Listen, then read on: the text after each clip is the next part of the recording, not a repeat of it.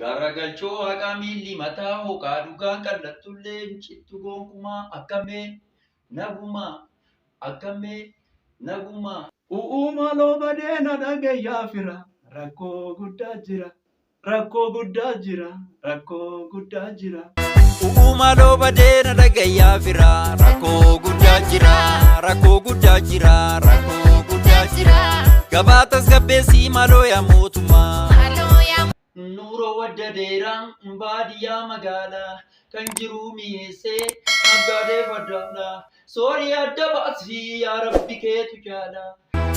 Nuuroo wadda dheeraa baadiyyaa magaalaa kan jiru mi'eessee naggaadee faddaadhaa soorii adda baasii yaa rabbi keetu jaalaa. Jirra jirtu ashamaa harka fuune hordoftoota Burqaa Entertainment nageenyi koo bakkuma jirtanitti sinaan akka gochaarraa. Kun chaanaalii Burqaa Entertainment dha. Warreen chaanaalii kanaaf immoo haaraa taatan subscribe, like, share gochuun akka nu jajjabeessitan isiniin jechaarra. Warreen dura jirtan immoo like gochuun akka namoota hedduu bira ga'u nu jajjabeessaa isiniin jenna. Itti aansuudhaan qophiin keenya har'a eebba VCD weellisaa fi koomediyaan Zawuduu Silashii ilaalchisee Video tokko qabadheen isiniif dhiyaadheera. Egaa aga xumura qophii keenyaatti bakkuma jirtanitti akka nu faana taatan isiniin jechaarra.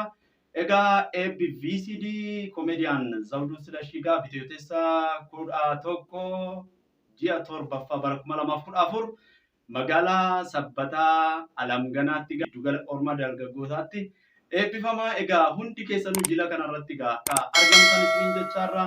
Egaa abbootiin gadaa eebbaan shaashaa godhanii badhaasuu artistoonni beekamoo fi jaalatamoo ta'anis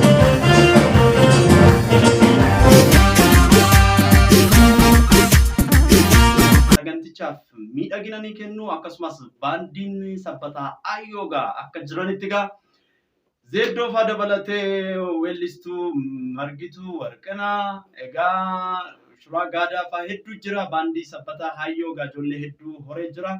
Isaanis sagantichaaf miidhagina ni kennu. Egaa akkasumas immoo abbootiin qabeenyaa fi dhaabbileen dhuunfaa sagantaa kanarratti argaman haala gaariin sagantaan kun ni geggeeffama jedhameet jira.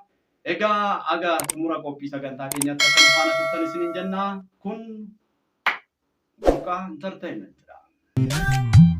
Singili lakaka singili lakaka singili idili sinkabu idiri singili lakaka singili idili sinkabu idiri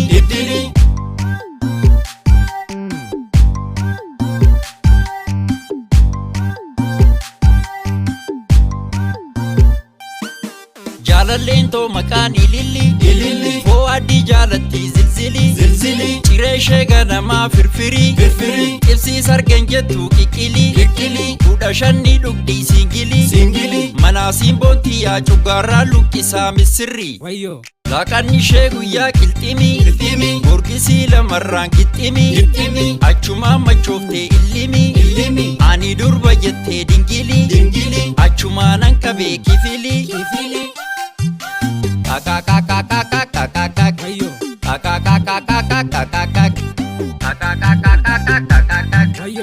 Araqee naffiree dabili. Akkasumas immoo warreen aartii jaalatanii fi aartii deeggartan sagantaa kanarrattis argamuun koomediyaan Zawuduu Silashiitiif jajjabina akka taataniif isiniin jenna.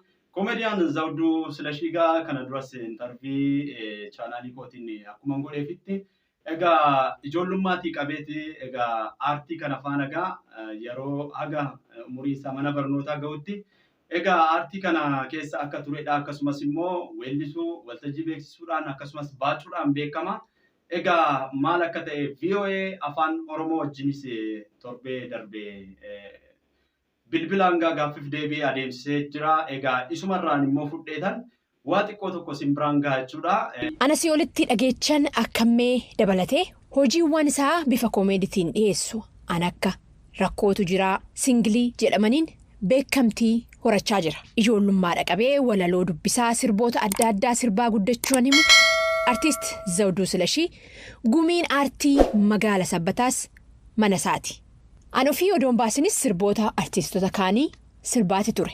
Erban yeroo jalqabaati ani jaaladhee osoo ni beeka mana barumsaa yeroo sabutaa shan moo an ta'een baradhaa reejiyoo takka qabnaa jiru reejii jal'uu kasabeessa amma ishii dhaananii cinaatii godhadhee nageeffadha sirba buzunaa dirbisa asgaragal yaa kololee asgaragal yaa kololee asgaran wayyaa kololee isa kana namni jalqaba jirti. Artiist Zawduun hojiiwwan isaa keessatti rakkoo gama hawaasummaa, siyaasaa, hiriyummaa, dhimma maatii fi kaan kaasa.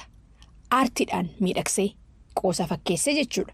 Sirbii bifa koomeedii singilii jedhamu uummata wajjinis akkaan wal isa barsiisusaa dubbata. Artiist Zawduu gara rakkoo jiraatti hoo deebine rakkoon jiraa YouTube irratti gara miliyoona walakkaatti siiqa jira namni ilaaleef. Nama afaan Oromoon beekne hundatu achirratti yeroo yaada ofii ol kaa'an argeera afaan kun.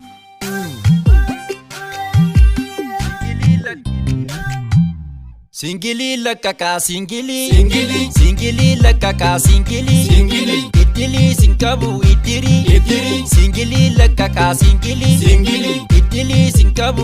Qaala'insi jireenyaa biyya keessatti amma hammaateera.